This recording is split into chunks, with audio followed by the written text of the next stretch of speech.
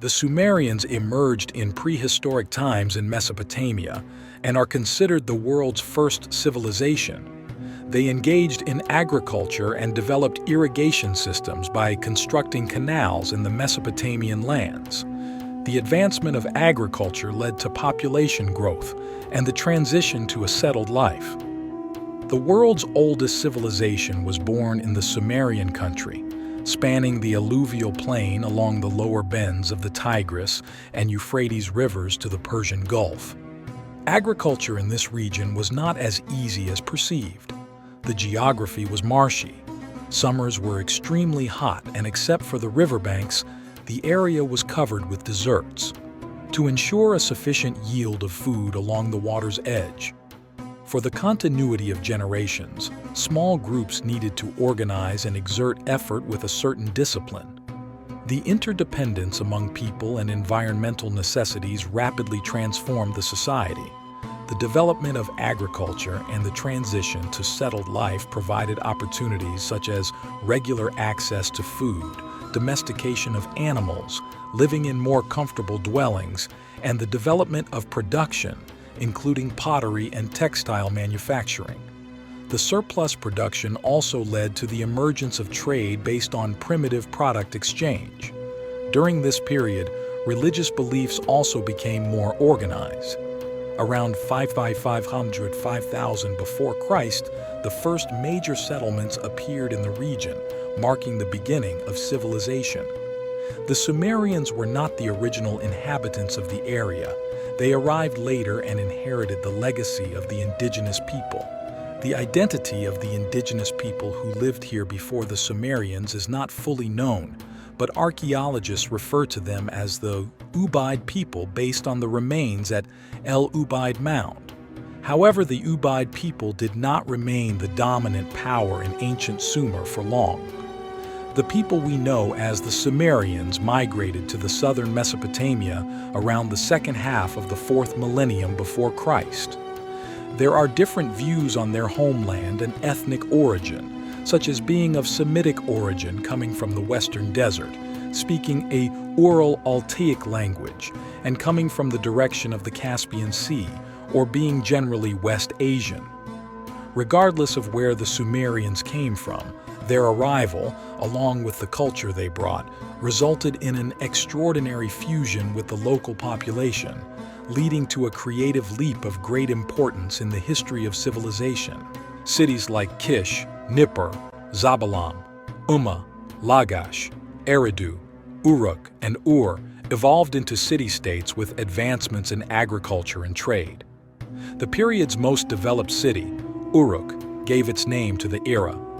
During the Uruk period, around 3200 before Christ, the growing ruling class, in its efforts to organize affairs and prevent complexity in commercial matters, produced a revolutionary product that would change the fate of humanity: cuneiform writing. At the head of city-states were priest-kings called patesi, or ensi, who claimed to rule the country on behalf of the gods. Mythologically intertwined, the gods had supposedly entrusted the leaders of Eridu with the task of establishing the first kingdom on earth before the catastrophic Great Flood. The 8 rulers of Eridu governed the Sumerian country for thousands of years, followed by the calamity of the flood. The first Sumerian ruler recorded after the flood, probably in the early years of the 3rd millennium before Christ, around 2900 before Christ, was King Etana of Kish, described as a shepherd who ascended to the heavens and united all foreign lands. His reign brought peace and prosperity to the land. The first historically attested person in the Sumerian king list is Enmebaragesi, the 22nd king of Kish.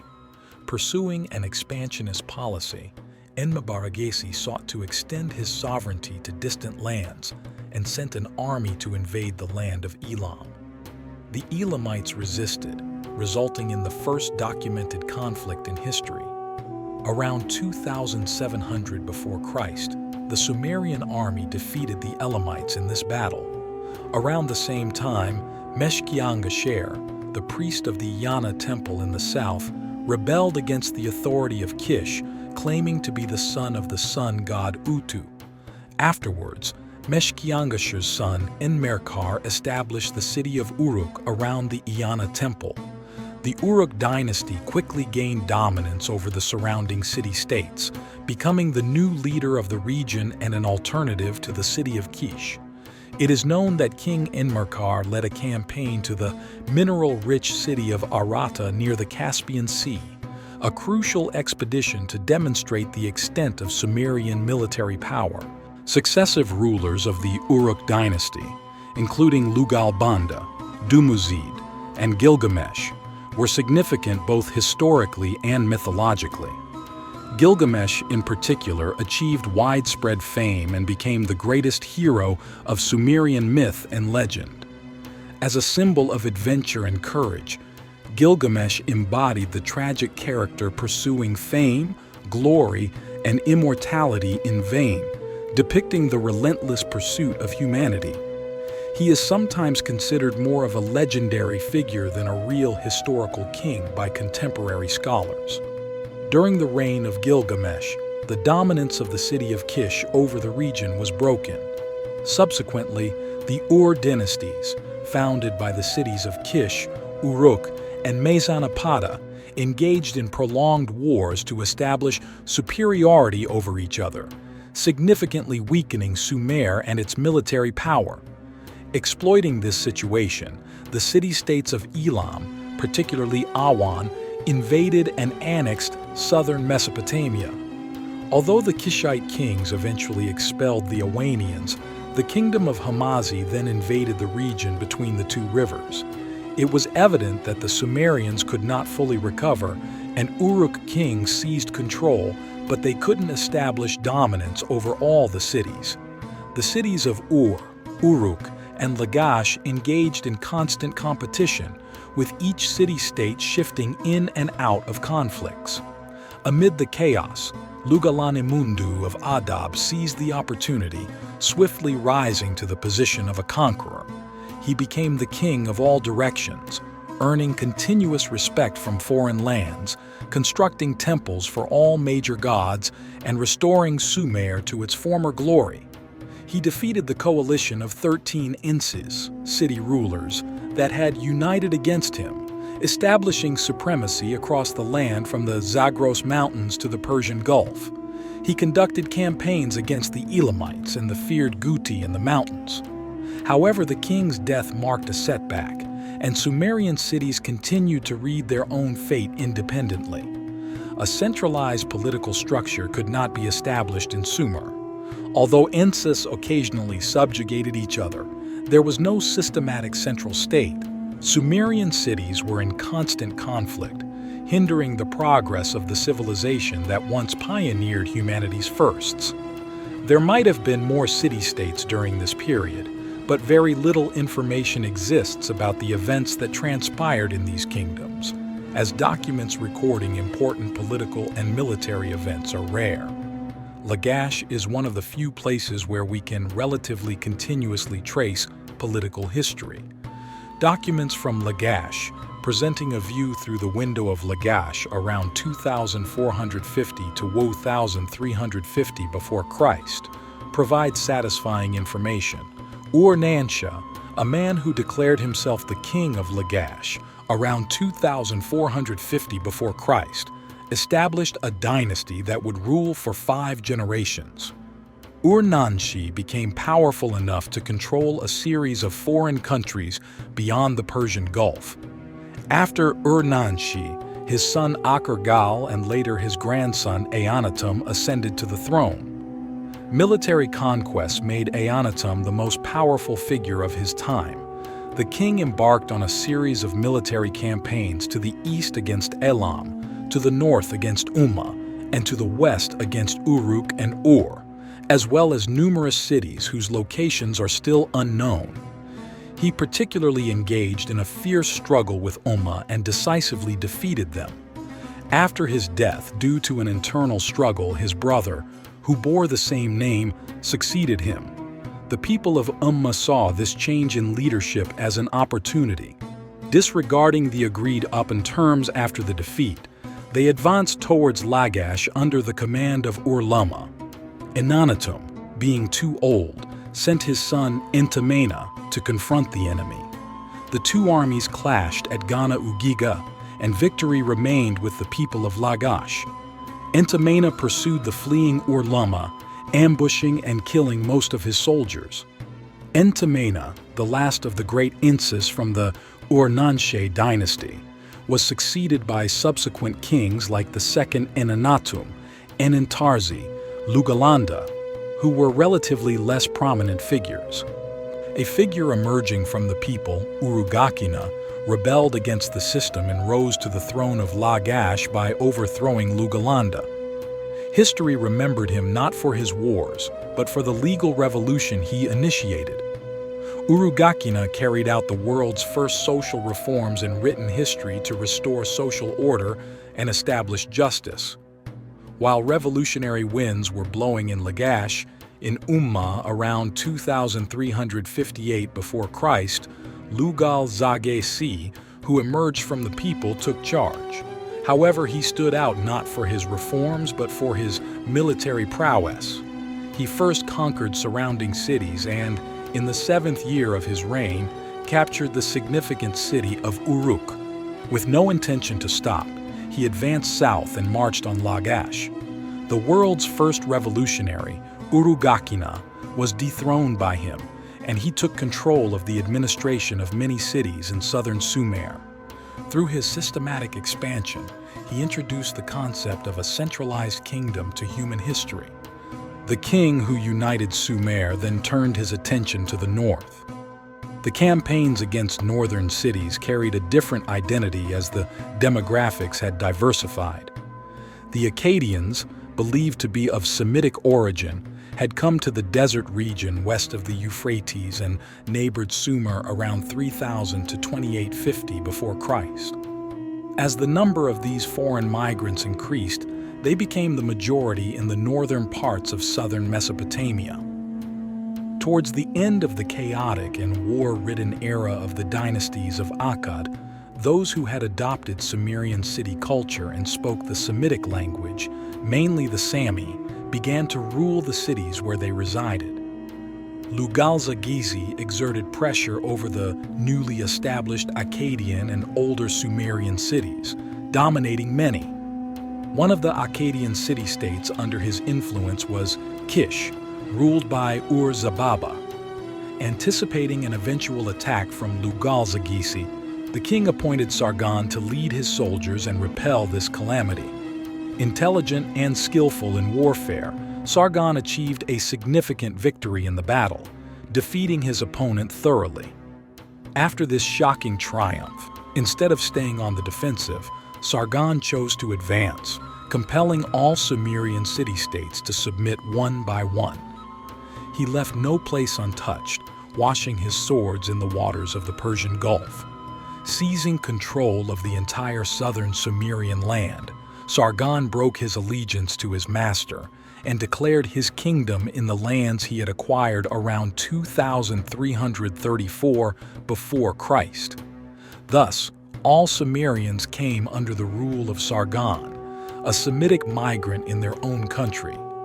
Sargon and his successors ventured beyond southern Mesopotamia, establishing the first empire in history, expanding their borders from Egypt to the Caspian Sea. While the Akkadians were largely the continuators and carriers of Sumerian culture, the region gradually became more influenced by the Semites. Despite repeated uprisings, the Sumerians suffered the greatest humiliation from Naram-Sin, who declared himself a god. Naram, an Akkadian, destroyed the Sumerian temple in Nippur and insulted the 8 major Sumerian deities, especially Enlil. However, the horrifying power of the Akkadians began to crumble even during Naram-Sin's lifetime. Starting with natural disasters and famine, the peak to decline transformed into a collapse with the attacks of the Gutians descending from the mountains. Around 2150 before Christ, there was no longer a structure called the Akkadian Empire. After the death of Naram-Sin, Sumerian city-states regained their independence and returned to their old orders, initially unable to shake off the shadow of the Gutians. The rulers favored by the Gutians during this period, such as Lagash-Ensi-Ur-Bau and his successor son-in-law, gained some prominence. However, during these times, a savior emerged in the city of Uruk. Utu-Hengal swore to break the Gutian dominion and marched against King Tirigan, defeating him. He expelled the Gutians from the land, ensuring the liberation of the Sumerian homeland. In the 7th year of Utu-Hengal's reign, around 2112 before Christ, Ur-Ensi-Ur-Nammu rebelled and took over Lagash. He proceeded to Uruk, forcefully claiming the throne. With this initiative, Ur-Nammu became the dominant force in the Sumerian region, establishing the third dynasty of Ur. He enacted the Ur-Nammu Code, the oldest surviving written legal code, into law. The period of the Third Ur dynasty, lasting 100 years, marked a phase of reconstruction for the war-ravaged Sumerian land. Under the leadership of the Ur kings, temples, water channels, walls, roads, shelters, palaces, and much more were rebuilt. Thus, Sumerian culture returned to its glorious days, leading to this period being referred to as the Sumerian Renaissance era and the newly established structure as the Neo-Sumerian state. Following Ur-Nammu, his successor Shulgi witnessed the most splendid era for the dynasty. Sumerian dominance extended to include Assyria and Erbil in the north. After Shulgi, his sons Amarsin and Shusin succeeded him. During Shusin's leadership from 1972 to 1964 before Christ, the attacks of the Amorites, a Semitic people from Syria and the Arabian desert, began. After him, his brother Ibbi-Sin had to contend with the invasions from both the Amorites in the west and the Elamites in the east during his leadership from 1964 to 1940 before Christ. Despite constructing numerous walls and fortifications over his 25-year reign to thwart them, none proved effective, and the Third Ur dynasty gradually weakened. The ruler of the city of Isin, Ishbi-Era, grew stronger and became the second major power in the country. In 1940 before Christ, Elamite king Kindatu invaded Ur, capturing Ibbi-Sin and putting an end to the Third Ur dynasty. Ishbi-Era seized the opportunity, expelled the Elamites from Ur, and declared himself the new king of the land. Although the Isin dynasty would rule for about 200 years, they could not establish control over the entire Sumerian region. Nevertheless, by maintaining control over the old state center Ur and the religious center Nippur, they managed to assert superiority over other cities for about a century. In the 1860s before Christ, Gungunum in Larsa rebelled and gained independence, giving rise to an alternative dynasty to the Isin dynasty. The prolonged competition between Isin and Larsa was eventually won by Larsa. King Rim-Sin looted the lands of Isin in the 1790s before Christ, asserting his dominance. Rim-Sin, ruling Larsa, became one of the last powerful Sumerian kings in the Mesopotamian region, extending his influence to the Persian Gulf and the Fertile Crescent, amidst a complex ethnic landscape shaped by migrations. However, his reign was short-lived. An Amorite leader, Hammurabi, who previously had good relations with Rim-Sin but later fell out, emerged from the previously insignificant northern city of Babylon. Around 1760 before Christ, Hammurabi turned his attention to Larsa and the Sumerian territories, seizing control. Thus, Sumerian history came to an end, giving way to the history of the Babylonian Empire built upon Sumerian culture.